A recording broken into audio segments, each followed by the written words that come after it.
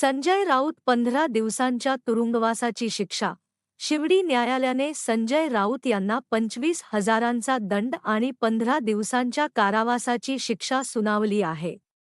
महाविकास आघाडीच्या अनेक नेत्यांची भ्रष्टाचाराची प्रकरणे खणून काढणारे भाजप नेते किरीट सोमय्या यांची पत्नी मेधा सोमय्या यांनी दाखल केलेल्या अब्रूनुकसानीच्या खटल्यात ठाकरे गटाचे खासदार संजय राऊत यांना न्यायालयाने दोषी ठरवले आहे.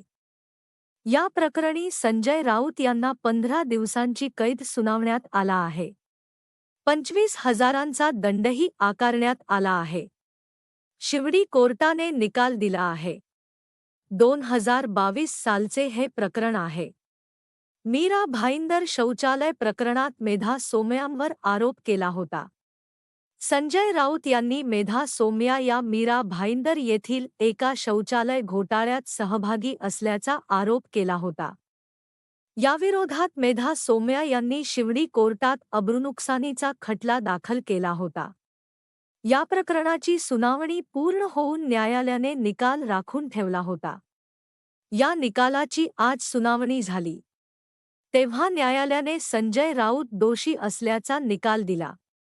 न्यायालयाने संजय राऊत यांना 25,000चा दंड आणि 15 दिवसांच्या कारावासाची शिक्षा सुनावली आहे. हा संजय राऊत यांच्यासाठी मोठा धक्का मानला जात आहे. आता संजय राऊत यांना रितसर न्यायालयासमोर हजर व्हावे लागेल, त्यानंतर ते कारावासाची शिक्षा कमी करण्याबाबत विनंती करू शकतात. सगळ्यात पहिल्यांदा मला वाटतं की आजही भारतातील न्यायव्यवस्था रामशास्त्री प्रभुणे यांच्या पावलावर पाऊल टाकून चालत आहे. त्यांना मी मनापासून धन्यवाद देते. माझ्या कुटुंबावर, माझ्या मुलावर कोणी आणच आणायचा प्रयत्न केला तरी एक सामान्य गृहिणी कशी लढेल तशीच मी लढले. मला न्यायालयाने योग्य तो न्याय दिला आहे. मी समाजसेवा करते आणि शिक्षणही देते, या दोन्ही गोष्टींचा सन्मान न्यायालयाने केला असे वाटते. मी न्यायालयाच्या निकालावर समाधानी आहे. शिक्षा होणे महत्त्वाचे आहे. अशा प्रकारची बेताल वक्तव्ये करण्याला यामुळे चाप बसेल, अशी प्रतिक्रिया मेधा सोमय्या यांनी व्यक्त केली. मेधा सोमय्या यांनी शौचालय घोटाळा केला आहे, असा आरोप संजय राऊत यांनी केला होता. त्यानंतर या आरोपाचे पुरावे द्यावेत असं आव्हान किरीट सोमय्या यांनी संजय राऊत यांना दिलं होतं. मात्र संजय राऊत यांनी कोणतेही पुरावे न दिल्याने मेधा सोमय्या यांनी संजय राऊत यांच्यावर 100 कोटी रुपयांचा मानहानीचा दावा दाखल केला होता.